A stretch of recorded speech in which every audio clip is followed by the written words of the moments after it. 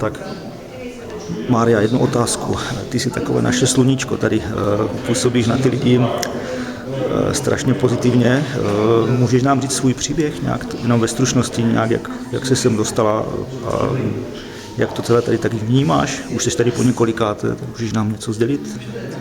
Áno, ja som prišla zo Slovenska, sem do Moravskej Třebovej, už som tu tretíkrát na bioenergiu, 4-dňové cykly sú to a cítim sa veľmi dobre. A okrem toho po dvoch tých 4-dňových sedeniach som bola na CZčku, pretože som onkologický pacient. No a mne sa výrazne zlepšil zdravotný stav.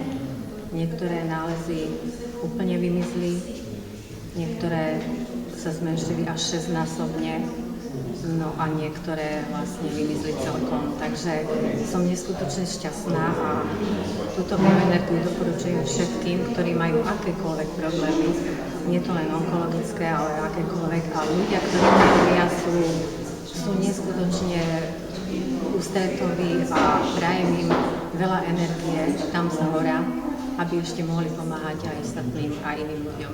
Veľká vďaka im. Taky děkujem.